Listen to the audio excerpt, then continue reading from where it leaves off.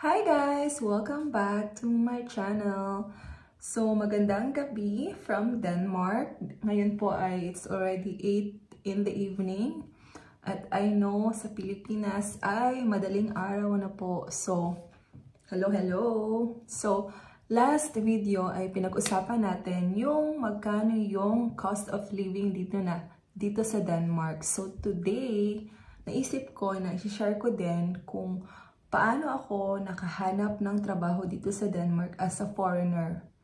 So, mahaba-haba tong video na to. Pero, I will try to make it brief, short, para hindi tayo magtagal. So, dumating ako dito sa Denmark. Ikukwento ko lang yung aking past. Dumating ako dito sa Denmark 2018, October. Tapos, nakakuha ko ng visa 2019.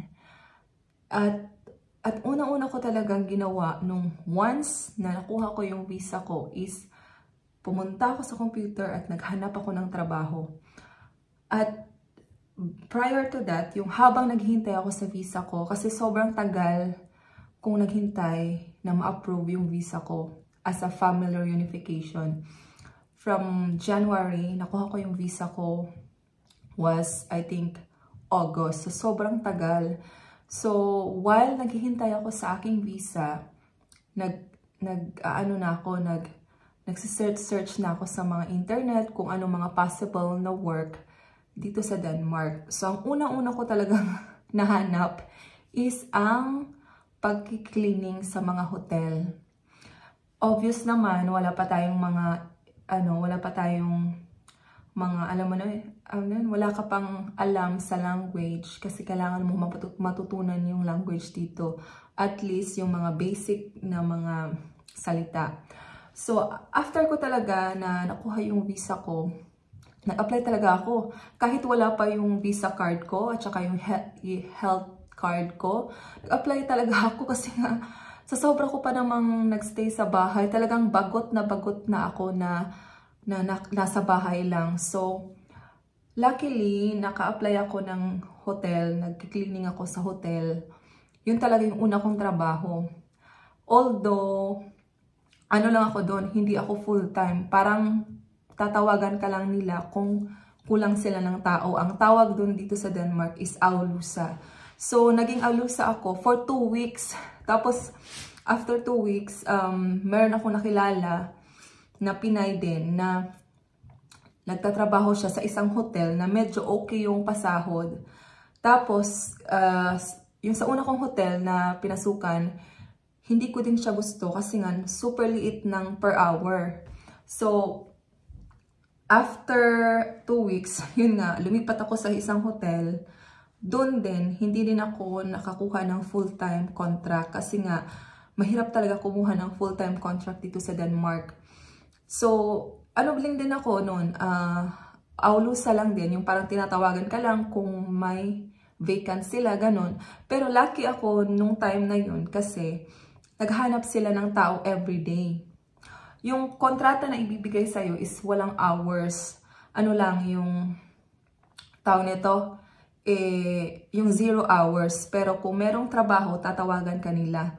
So, lucky ako nun kasi almost everyday akong pumapasok nun kasi kulang sila ng tao. So, yun talaga yung una kong trabaho. Naging cleaning ako, housekeeping sa hotel. So, at saka nung time na yun, hindi ka din pwedeng mag full time pa kasi nga, kailangan mong mag-enroll sa Danish language school. So, napaka-priority nun. Kailangan mo yung unahin. So, after nun, nag-enroll ako agad sa isang school. At 2 times a week yung class ko. At saka, panggabi yung klase ko from 5:30 p.m. to 7, I think. Nakalimutan ko na. Basta mga gabi ako. So, yun, natutunan kong magsalita ng konting-konting Danish, ganun. Tapos, naalala nyo yung nag-start yung COVID. Nung time na yon, tawag nito, nag-stop din ako mag-work sa hotel kasi nga nagtanggalan sila ng tao. So, after nun, nung hindi pa talaga nagla-lockdown, nag-apply ako ng trabaho. Nag-apply ako ng trabaho kasi merong ano dito, shopping street dito sa Denmark, sa Copenhagen, na ang pangalan ng shop is Zara. I think you all know Zara. So, yun ang, nagpasa ako ng resume. Ano yun ha? 2020 February. Di ba yung start ng lockdown is May 2020? So, nakatsambahan pa talaga na na-interview ako at saka nakuha ko yung trabaho. So, yung trabaho na yun, hindi din yun full-time. Yung binigay lang sa akin na oras is 25 hours per week. So, parang sa akin, okay lang to sa akin for the start kasi hindi pa naman ako marunong mag-Danish. At saka, hindi din pwedeng mag-full-time ako kasi nga meron akong school. Hindi ko pa tapos yung school nun. So,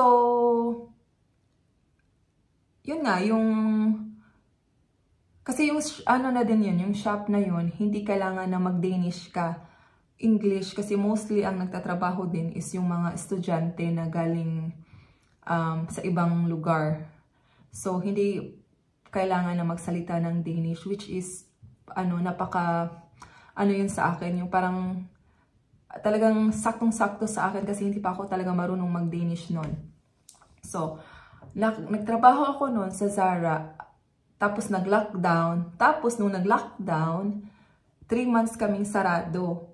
Tapos, napakaswerte ko lang talaga kasi nga, kahit nag-lockdown kami, nag-close yung shop, sinaswelduhan pa rin kami for 3 months.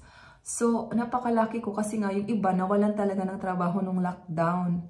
Tapos, yung iba na lay off, tapos sa bahay lang, ganun. Ayun, so, yun yung pangalawa kong job, yung naging sales lady ako sa Zara for 1 year and 6 months.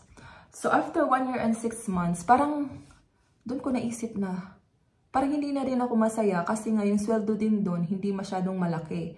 Tapos, yung hours ko nga is hindi ako full-time nung time na yun. 25 hours lang yung binigay sa aking kontrata. So, magkano lang yung sweldo ko? Napakaliit lang. Parang konti lang yung nasisave ko. Although, wala nga ako nasisave noon kasi nga, magbabayad ka pa ng monthly train and bus. Tapos pagkain mo pa. Tapos nagsishare pa ako sa apartment. So, wala talagang matira. Kung meron mang matira is napaka-konti lang. So, after nun, along the way, nung nasa Zara pa ako, meron ako nakilalang Pilipina. So, yun talaga yung, alam mo yun, yung connection. So, maganda talaga na meron kang connection dito na makakakilala ka ng Pinay or sino man dyan na yun yung mag-help sa'yo makahanap ng trabaho. So, yung Pinay na yun, sakto lang din na, until now, friend pa rin kami. Sakto na, taga Bohol din siya, which is taga Bohol ako. So, nag-usap-usap kami, ganun-ganun, hanggang lagi siyang pumupunta doon. Tapos, sinabi ko sa kanya na yung kontrata ko nga dito sa Zara, hindi siya full-time, ganun, maliit lang yung sahod, hindi talaga enough. So, swerte din na yung work niya, naghanap ng tao. So, sinabi niya sa akin, gusto mo bang magtrabaho sa, yung trabahong yun yung first ko na full-time job talaga, na nakakuha talaga ako. Alam mo yun, nakasahod talaga ako ng yung full-time. Tapos, sabi ko, sige, why not? Ipasok mo kung ganun. So, pinasok niya ako. Tapos, ang kagandahan din sa, kumpanya na yun, kasi hindi mo na kailangang magsalita ng Danish kasi English. Kasi nga, yung mga nagtatrabaho din doon is yung mga foreigner din. So, Danish company siya, pero hindi mo kailangang magsalita ng Danish. So, napakaswerte ko. Sabi ko, oh my God, ito na talaga yung time na makakapag-save ako, ganun, makakabili ako ng gusto ko. Kasi nga, yung Zara ko na sahod is talagang saktong-sakto lang. So, yun yung una kong first na trabaho na full-time.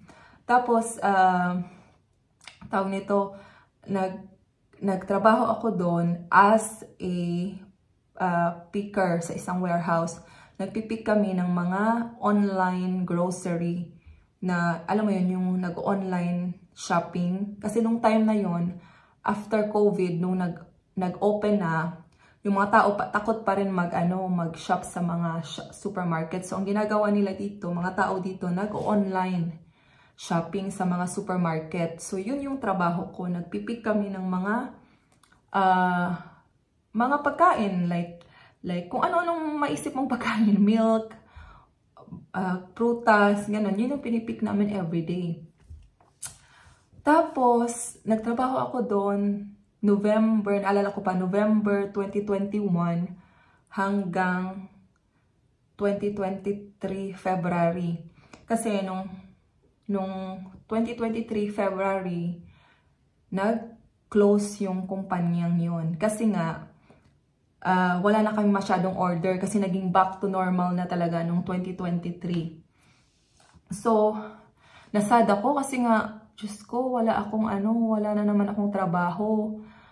So, ang ginawa ko talaga, kasi takot talaga akong mawala ng trabaho. Alam mo yun, yung parang, alam mo naman dito sa Denmark, mahirap maghanap ng trabaho. So, nung sinabi ng company namin na magsasara, binigyan kami ng binigyan kami ng 3-month salary kahit close na yung company. So, while kahit nakatanggap ako ng 3-month salary, hindi talaga ako naging bakante. Naghanap talaga ako ng work kasi natakot ako na mawalan ako ng work.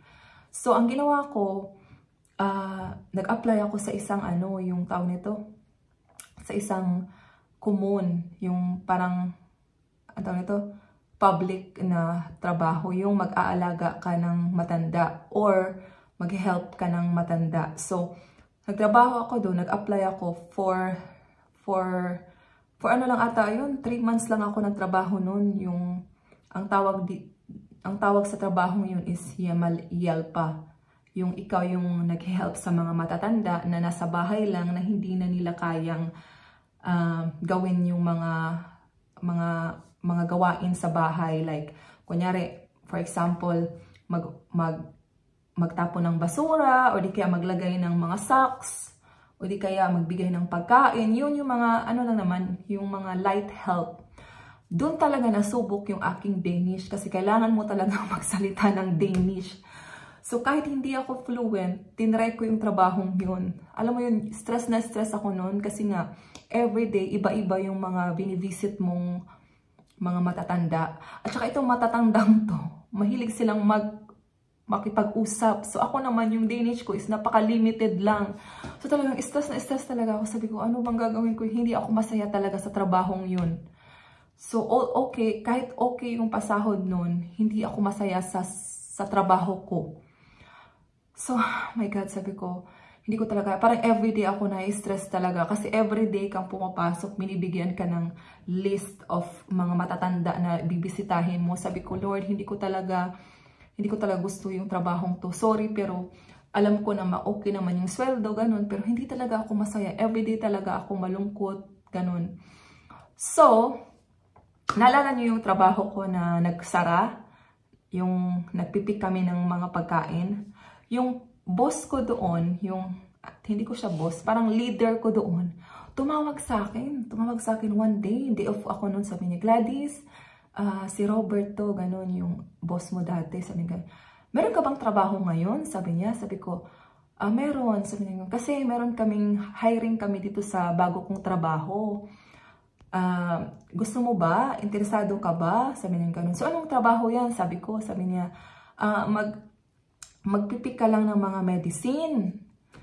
So, ano pa yan? Magsasalita ng Danish? Sabi niya, magsasalita ng Danish. Pero alam ko naman, nakakapagsalita ka naman ng mga basic. So, basic lang naman yung kailangan na language. Sabi ko, nag-isip ako, pag-isipan ko muna kasi nga, hindi pa ako sure. Kasi nga, magdi-Danish. Sabi ko, alam mo naman, sa work ko magdi-Danish, doon ako nasi-stress. Sabi niya, hindi naman mahirap kasi nga pick to light naman, yung parang wala kang kakausapin, yung mag-pick ka lang, ganun. Tapos yun, after, sabi ko, tatawag ako sa'yo after 3 hours. Sabi ko, nag-isip ako, sabi ko, parang tinimbang ko yung trabaho kong yun ba, tsaka yun, sabi ko, tumawag sa kanya, sabi ko, yeah, gusto kong pumasok dyan. So, yun, alam mo yun, yung makakakuha ka ng trabaho through connection. So, importante talaga na meron kang makakakilala ka, ganun, yung mga previous colleague mo or previous boss mo, kailangan mong kaibiganin para sila yung tutulong sa'yo na makahanap ng trabaho na para sa'yo na magiging masaya ka. So, yun, eto na ngayon yung trabaho ko. So, nag-start ako sa trabahong to is 2023 May. So, from 2023 May until now, dun pa rin ako nagtatrabaho sa trabaho ko ngayon na nagpipik kami ng medicine. So, anong lesson dito sa story ko? So, dapat lang talaga maging madiskarte, dapat maging friendly ka sa mga tao kasi yung mga taong nakikilala mo along the way, sila yung tutulong sa'yo para makahanap ka ng trabaho. At saka, super thankful ako sa lahat ng mga pinagdaanan ko, although naglinis muna ako sa hotel ng ilang buwan. Nagkaroon ako ng trabaho na hindi full-time. Sorry, naputol yung video.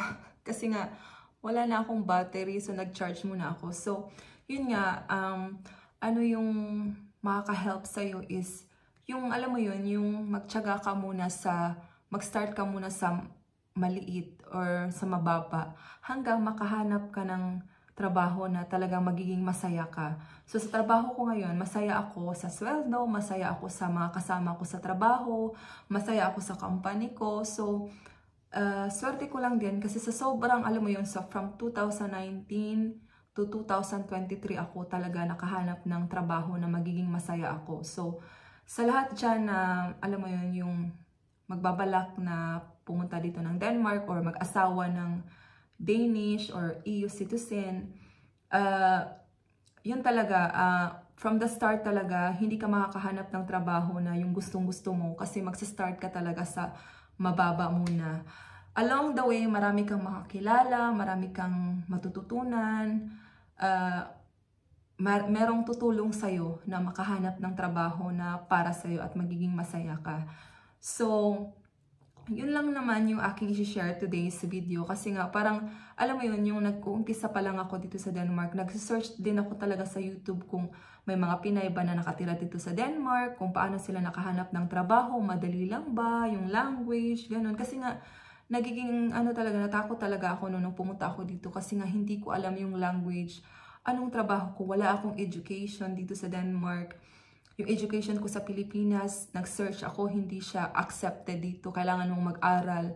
At bago ka makapag-aral, kailangan mong mag-Danish school. Kailangan mong matuto yung language. So, mahirap po talaga.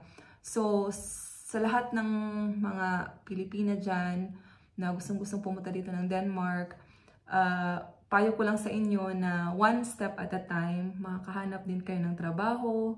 Kung ganun, minsan yung iba, mabilis lang makahanap. Swerte-swerte din naman kasi merong iba naman dyan na hindi ko naman nilalahat, na talagang swerte din, nakahanap sila ng trabaho na masaya sila at maganda yung pasweldo. So yun lang for today's video. I hope meron kayong natutunan sa akin. Kahit medyo matagal tong video na to, medyo mahaba, but I hope you get something out of it. So that's all for today's video. I hope you have a wonderful day. At kung meron man kayong question or meron kayong mga gustong malaman, so kung meron man kayong mga katanungan dyan, kung meron man kayong mga gustong malaman, kung paano or kahit ano, mag-comment lang kayo sa comment section. So if you like this video, please subscribe. Maybe you want to subscribe. If you want, you can also hit the like. So that's all. Have a nice day. Be good. See you next time. Bye.